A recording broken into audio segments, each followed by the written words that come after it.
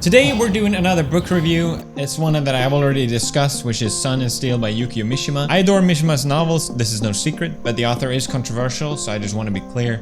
I want to discuss the book, and that's it. For me, the main appeal has always been how deeply introspective his work is. This is something that I find so fascinating and immersive. It almost feels like the author is trying to understand himself through his novels. But in Sun and Steel, Mishima speaks to us directly about his philosophy instead. And we learn why this novelist in 1960s Japan decided to one day just pick up bodybuilding. This book combines building muscle with philosophy, topics that you wouldn't see together. Sun and Steel is unique to say the least. But I read this years ago and I realized just how much it helped me form my own ideas. So I wanted to break this down the same way this novel was built, which is through Sun and Steel. So I'll be doing my weekly workout and you guys can come along. Training the mind isn't so different from training the body. Through challenges and practice, we eventually advance and can move on to even harder problems. But often, for many people at least, they see the mind and body as very separate. While one is pursued, the other one is often left neglected. I'm working out outside today because Bjorn sleeps in the room next to me, and I thought it made sense as well. And there's something really nice about being outside. It's alluring. Wanting to reach higher when you look up on the blue sky. So it sort of fits for today as well. Mishima thought there was too much emphasis on intellectuality in society, and I think there's something interesting about a Nobel Prize-worthy novelist coming to this thought. As an author, he felt his words were corrosive. Thoughts on their own are just that, they're abstract. While in contrast, the physical has actual grounds in reality. So he believed that the body and mind, when trained together, they complement each other, and that leads to a higher form of self-improvement. Mishima believed true wisdom and fulfillment came from this interplay of thinking and doing. Just thinking on its own, or night thinking as he coined it, was something going downwards. If your words should have any value, you must live them yourself. All true philosophers understand and lived it. So Mishima as a writer, for him words had come first. And now he likened this newfound wisdom as a new language, the language of the flesh he called it. And in his pursuit, he'd chosen Steel to aid him.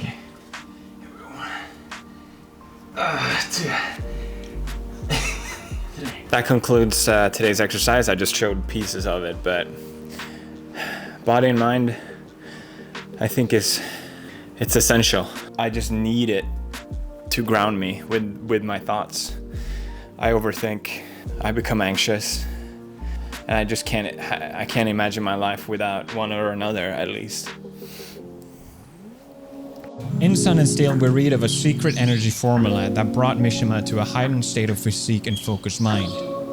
Today we know, of course, that he was talking about G Fuel's caffeine-free hydration flavors. Listen, it's summer, we need to hydrate more than ever.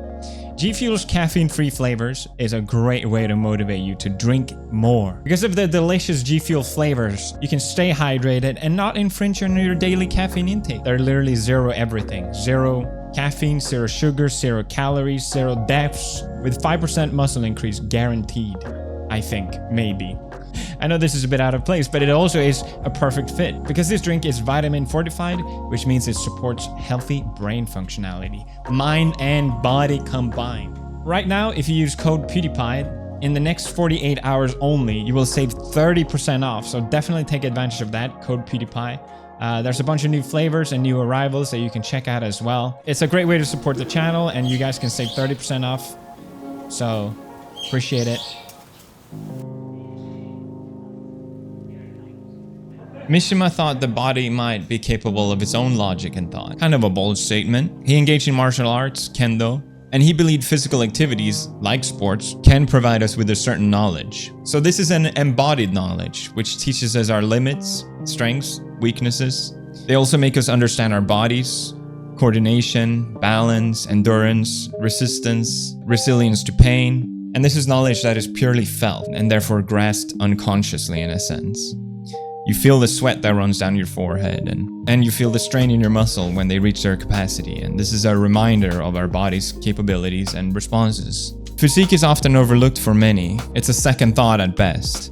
But Mishima points out that those who have gained muscle and physical strength rarely, or if ever, argue that their efforts are useless. They recognize their efforts as something worthwhile and beneficial, and this is a conclusion they come to, often without even giving any conscious thought to it. Just like embodied wisdom, it's felt. With this embodied knowledge, we gain a practical wisdom that we can apply to real-life situations. And this is a deep intuitive understanding of what works and what doesn't.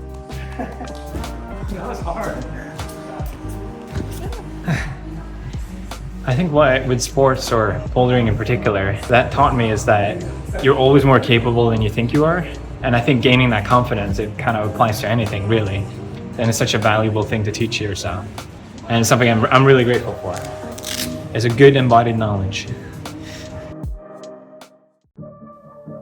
The sun is obviously a central theme in Mishima's Sun and Steel. It represents life and strength, and Mishima believed that the exposure to sun was necessary for his mind and body. So he let the sun color his skin, as a way of branding him in a sense. It represented his dedication to this philosophy and choosing pain over comfort, as a reminder that he's actively living his thought. And I quite like this. It reminds me of when Greek philosophers would rather have their heads cut off than to lose their beards. It's just another way of reminding yourself and displaying that you're living your philosophy.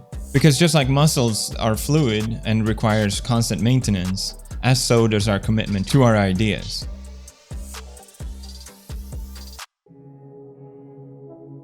Pain is necessary. It should not be feared or try to be avoided. This goes both mentally and physically. Anyone who reached a certain level in strength training will have learned to love the pain it brings. When feeling this sensation, it tests our endurance, resistance, and willpower. And this is how we can push beyond and reach new levels of physical, but also mental strength. Mishima thought pain was valuable because it reveals our vulnerabilities and weaknesses. It forces us to understand ourselves because it reveals the core of our characters. Anyone can save face until they've truly suffered. Pain thus forces us into self-awareness and introspection. We can also transform through pain.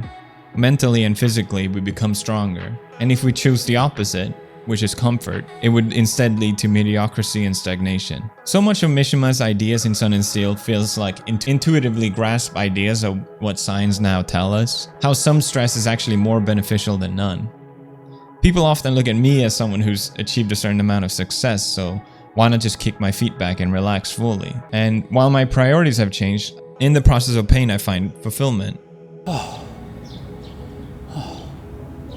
There's a poem at the end of Sun and Steel called Icarus, where Mishima splits his two contrasting thoughts in the poem.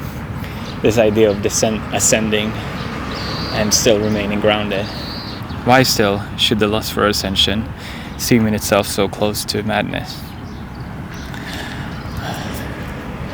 I just felt so much comfort reading that. Reflecting on this week where I tried to train like Mishima, I felt a solitude in my efforts, and I think that's why I got weirdly emotional here. I didn't expect that. I gained an improved grasp on the balance between body and mind, and it served as a nice refresher. I hope if you were inspired, you will embrace the sun and reach higher, but also ground yourself through the steel.